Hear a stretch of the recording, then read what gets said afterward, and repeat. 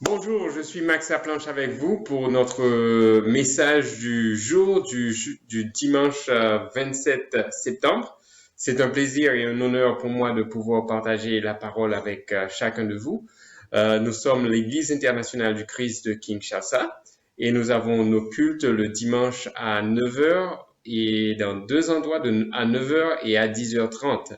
Et dans deux endroits de la ville de Kinshasa, un c'est à Limete 13e rue et notre deuxième site c'est à le complexe scolaire Anuarit à l'avenue du Haut Commandement. Donc tout de suite nous allons passer à une prière avant de passer au message du jour.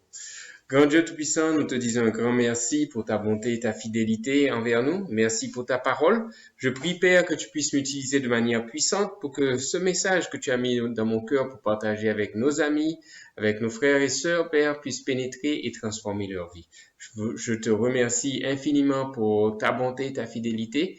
Et nous prions, Père, que ce message ne rentrera pas dans une oreille et partira dans l'autre, mais rentrera dans une oreille, descendra dans un cœur et se transformera en action, en conviction et en dévotion vis-à-vis de toi. Te remercions pour tout et c'est au nom de ton Fils Jésus-Christ que nous prions. Amen. Donc, nous allons étudier, comme d'habitude, nous étudions le livre de Actes des Apôtres et nous sommes au chapitre 16 aujourd'hui. Et le titre de mon message, c'est le Saint-Esprit, force directrice. Alors, nous allons comprendre à travers le chapitre 16 ce que Dieu fait. Alors, en principe, quand nous étudions quand nous étudions les livres, chacun de nos messages sera sur un des livres et aujourd'hui nous sommes au chapitre 16. Nous avons déjà appris à connaître le Saint-Esprit, comment que le Saint-Esprit se manifeste dans les chapitres précédents. Et je veux rappeler simplement un concept de physique qui s'appelle la force résultante ou la force directrice. Et donc, il y a deux forces. Et par exemple, il y a plusieurs forces qui se rencontrent qui permettent à un objet de bouger ou bien de rester en place. S'il a trop de poids, il peut rester en place. On appelle ça l'inertie. S'il est envoyé en l'air, c'est la force motrice qui le fait se déplacer. Et quand il est en train de tomber, c'est la force de la gravité qui l'attire vers le sol. Donc, chacune de ces forces détermine le mouvement et l'orientation d'un objet. Donc, aujourd'hui, nous allons étudier le Saint-Esprit, la force directrice de la vie d'un chrétien. Alors, on va suivre dans Acte 16, qu'est-ce qui s'est passé et on va reconnaître la force directrice du Saint-Esprit.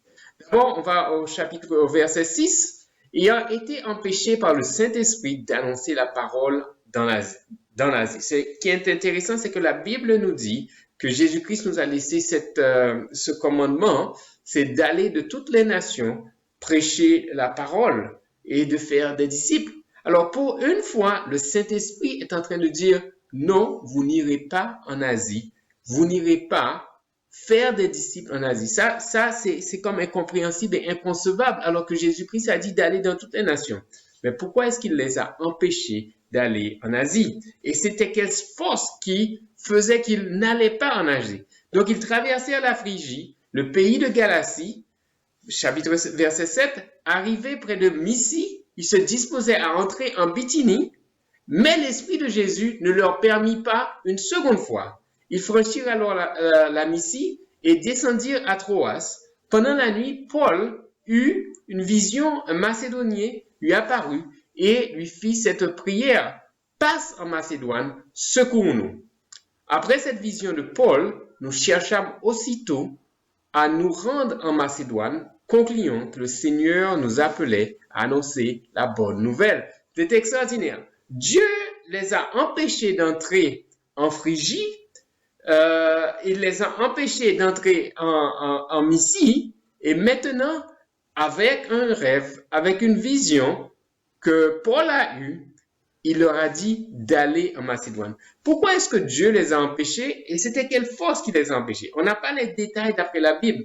Mais ce qui est sûr, c'est qu'en deux fois, le Saint-Esprit s'est opposé à la prédication de la parole dans deux lieux. Alors, il faut consulter le Saint-Esprit quand on se décide de prêcher la parole. Où aller ou ne pas aller? Pourquoi est-ce que d'après moi, c'est une supposition, c'est qu'il les a empêchés peut-être d'aller perdre leur temps. Peut-être qu'il les a empêchés parce qu'ils pourraient mourir s'ils allaient dans ce sens et ce serait la fin de l'histoire. Mais Dieu veut nous amener à conclure, à faire plein d'actions pour que son nom soit glorifié. Et s'il sent que ça ne va pas aider, donc il peut nous bloquer. D'accord? Donc il les a opposés d'aller en 2 fois. Il veut nous diriger vers ceux, et la raison pourquoi, c'est qu'il veut nous diriger vers ceux qui sont ouverts. Et il ne veut pas que nous soyons découragés avec ceux qui sont fermés. Des fois, nous voulons prêcher la parole et nous prenons du temps, nous prêchons, nous évangélisons, nous faisons plein de choses et pourtant il y a des cœurs qui sont fermés. Donc il faut savoir demander à Dieu les directions et de nous ouvrir les yeux vers ceux qui sont ouverts. Il nous encourage à prier pour connaître la direction de Dieu. Il veut nous diriger loin de ceux qui sont fermés, mais vers ceux qui ont le cœur ouvert. Nous devons reconnaître la direction que le Saint-Esprit veut nous guider et nous devons être attentifs à travailler selon cette direction. Ça me rappelle, il y a mon épouse Karine qui se disait, je vais étudier la Bible avec telle personne. Et elle parlait de ça tout le temps. Mais ce qui est intéressant, c'est que cette personne, un jour, est venue et elle lui a dit, je vois que tu veux toujours étudier la Bible avec moi, tiens, je t'amène notre ami, tu peux étudier avec nous deux. Le Saint-Esprit semble avoir parlé qu'elle va étudier avec les deux, elle a commencé les études avec les deux, et pourtant, il y a la première, celle pour laquelle elle priait qu'elle puisse lui présenter la parole et étudier la Bible avec elle, et c'est elle qui a commencé à se désintéresser, et c'est son amie qui a continué jusqu'à ce qu'elle soit baptisée. Donc, c'est intéressant. Des fois, le Saint-Esprit nous dit d'aller dans telle direction, mais il ne veut pas qu'on soit découragé. Il nous encourage avec des cœurs ouverts. On va continuer avec notre deuxième point. On va trouver dans encore Acte 16, versets 13 à 15. Le jour du sabbat, nous nous rendîmes hors de la porte vers une rivière où nous pensions que se trouverait un lieu de prière. Nous nous assîmes et nous parlâmes aux femmes qui étaient réunies. L'une d'elles, nommée Lydie, la marchande de pourpre de la ville de Thyatire, était une femme craignant Dieu et elle écoutait le Seigneur Le Seigneur lui ouvrit le cœur. Maintenant, nous comprenons pourquoi il les a empêchés d'aller ailleurs et qu'il leur a dit d'aller en Macédoine. Maintenant qu'ils sont en Macédoine, dans une des provinces, et voilà tout de suite, le Seigneur ouvrit le cœur à une femme pour qu'elle fût attentive à ce que disait Paul lorsqu'elle eut été baptisée avec sa famille. C'est intéressant. Elle était ouverte, elle était attentive à ce que disait Paul et tout de suite, elle a été baptisée, elle, avec sa famille. Ensuite, elle nous fit cette demande. Si vous me jugez fidèle au Seigneur, entrez dans ma maison et y demeurez. Et elle nous pressa par ses insistances. Intéressant. Dieu les a bloqués en 2 fois et ils arrivent et pendant qu'ils vont chercher un endroit pour prier, ils entament une discussion avec cette femme au bord de la rivière et elle devient un disciple parce que le Seigneur lui avait ouvert le cœur. Ce qui est extraordinaire, c'est qu'il n'y a pas eu d'opposition maintenant à ce que la parole puisse être prêchée en Macédoine et la première personne qu'il rencontre devient un disciple. Elle se fait baptiser, elle et sa famille. Ce qui est intéressant aussi, c'est qu'ils étaient partis pour trouver un lieu de prière. Ils ont commencé une discussion biblique. Waouh! Des fois, nous oublions que les partages bibliques servent à attirer les gens à connaître la parole. Ils ont partagé la parole tout simplement. Ils ont partagé de leur conversion, ils ont partagé de qui Jésus était et les cœurs étaient ouverts. Et quand nous partageons notre foi, les cœurs vont être ouverts. Quand nous sommes sincères avec ce qui se passe dans nos vies et comment que Jésus a travaillé dans nos cœurs, les cœurs vont s'ouvrir. Il nous faut entamer des discussions avec les gens. Il faut les aborder parce qu'il y a des gens qui craignent déjà le Seigneur avant même que nous commencions à leur parler. Lydie avait un cœur ouvert et aussi elle avait un cœur de serviteur. Directement, elle a insisté, qu'est-ce que je peux faire pour vous aider? et leur a dit, waouh, j'ai une maison, j'ai plein de chambres, je vous invite à rester chez moi. Et elle a insisté, tout le monde a été baptisé chez moi, qu'est-ce que je ne pourrais pas faire pour aider à avancer le royaume de Dieu? Vous n'avez pas besoin de payer l'hôtel, vous n'avez pas besoin de vous soucier de quoi que ce soit. Elle les a accueillis chez elle. Quand nous trouvons des gens qui sont ouverts, Dieu a déjà travaillé à l'avance dans leur cœur. Vous vous rendrez compte que la force directrice du Saint-Esprit, c'est qu'elle nous guide vers ceux qui sont ouverts. Je vais continuer. Je continue à lire versets 16 à 28. Comme nous allions au lieu de prière, une servante qui avait un esprit de python et qui devinait et qui, en devinant, procurait un grand profit à ses maîtres, vint au-devant de nous et se mit à nous suivre. Paul et nous, elle cria, ces hommes sont les serviteurs du Dieu très haut et ils annoncent la voie du salut. Et elle fit cela pendant plusieurs jours. Elle répétait. Paul, fatigué, se retourna et dit à l'esprit, je t'ordonne au nom de Jésus-Christ de sortir d'elle. Et il sortit d'elle à l'heure même. Les maîtres de la servante, voyant disparaître leur espoir de leur gain, se saisirent de Paul et de Silas et la traînèrent sur la place publique devant les magistrats. Ils présentèrent au prêteur et en disant, ces hommes troublent notre ville, ce sont des Juifs qui annoncent des coutumes qui ne sont pas permis ni à nous, ils ne sont pas permis ni de recevoir, ni de suivre, nous qui sommes Romains. La foule se souleva aussi contre eux et les prêteurs ont fait arracher les vêtements, ordonnèrent qu'on les bâtît de verges et après qu'on les eut chargés de coups, ils les jetèrent en prison et recommandant au geôlier de le garder sûrement, le geôlier ayant pu se tordre, les jeta dans la prison intérieure et leur mit les ceps aux pieds. Vers le milieu de la nuit, Paul et Silas priaient et chantaient les louanges de Dieu et les prisonniers les entendaient. Tout à coup, il se fit un grand tremblement de terre, en sorte que les fondements de la prison furent ébranlés. Au même instant, toutes les portes s'ouvrirent et les liens de tous les prisonniers furent rompus. Le geôlier se réveilla et lorsqu'il vit les portes de la prison ouvertes, il tira son épée et allait se tuer, pensant que les prisonniers s'étaient enfuis. Mais Paul cria d'une voix forte, « Ne te fais point de mal, nous sommes tous ici. » Alors, le troisième point que j'aimerais faire, c'est que le Saint-Esprit travaille même dans les situations catastrophiques. Dans une version que j'ai lue, c'est que cette dame-là avait un esprit de python. Voilà, verset 16, elle avait un esprit de python, ici, là. Et maintenant, de python à bâton à prison. Ça, c'est des situations catastrophiques. Elle avait un esprit de python, on leur a donné du bâton et ils ont tombé en prison. Et je pourrais faire du rap avec ça. Mais Dieu travaille dans des situations catastrophiques. Par motif d'intérêt, les gens se sont opposés à ce que Paul et Silas continuent à prêcher la parole. On les a traînés dans la place publique devant le magistrat et pour offense publique, on les a outragés, on les a battus.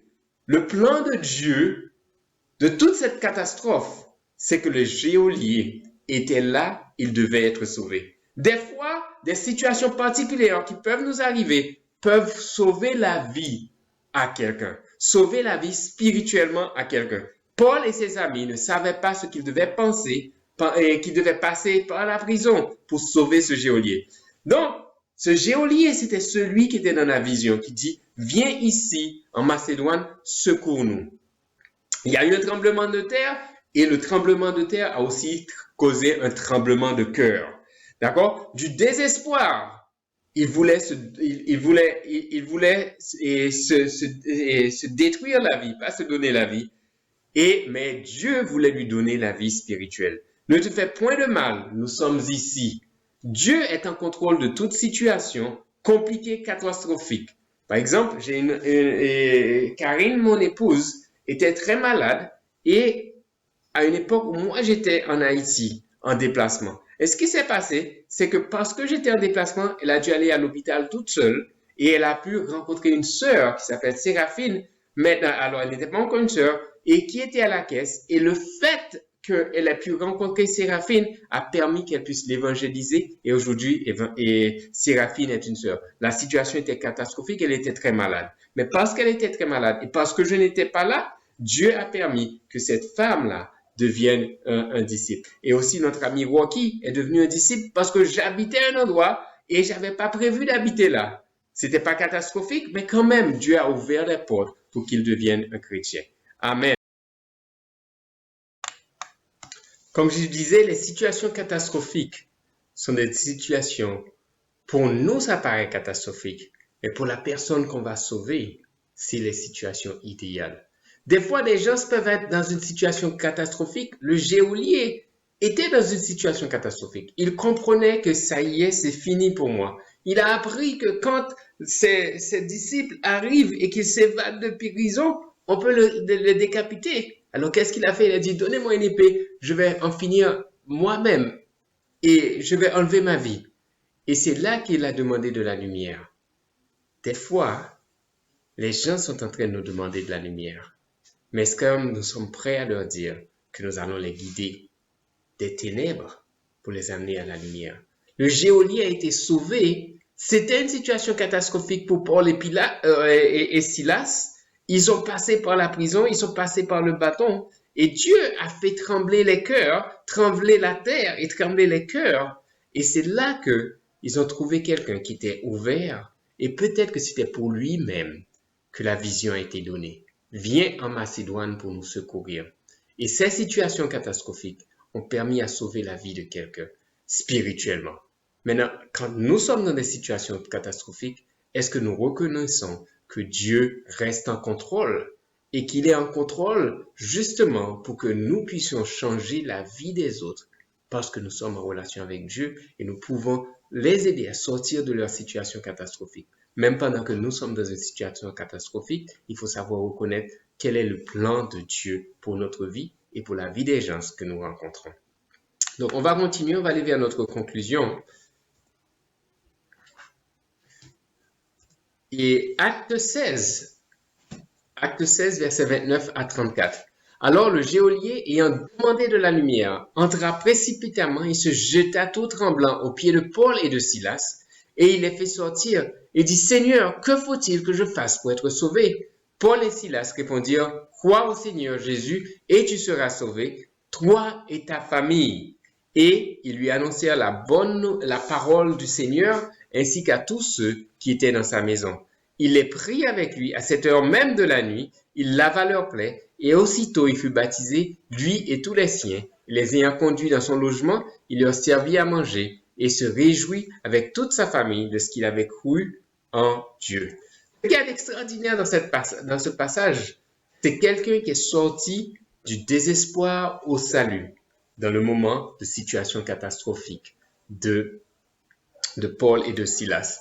C'est quelqu'un qui est sorti d'une tentative de suicide au salut spirituel de sa vie.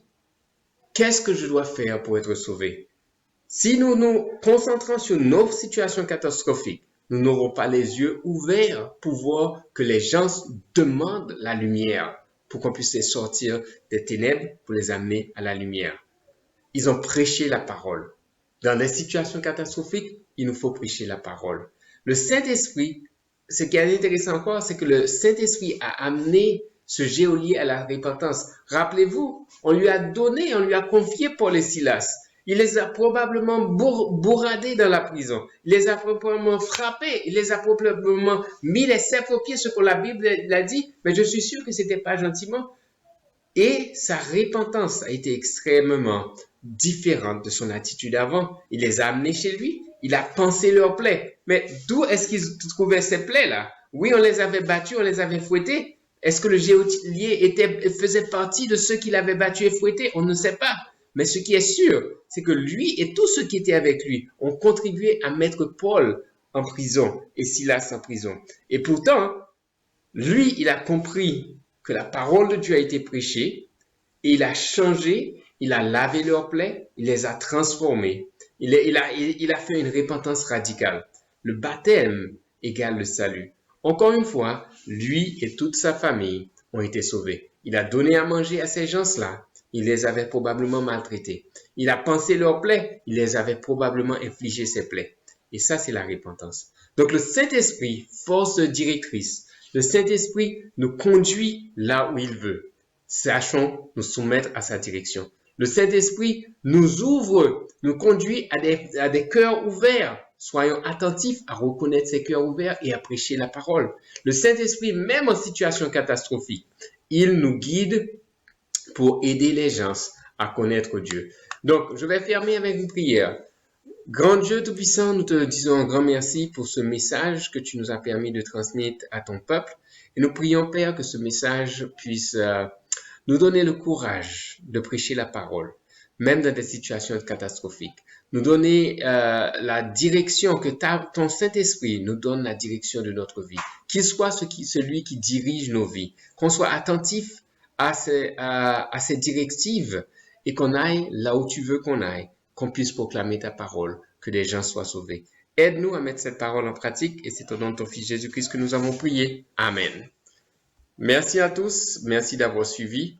On se voit jeudi pour notre culte virtuel à nouveau.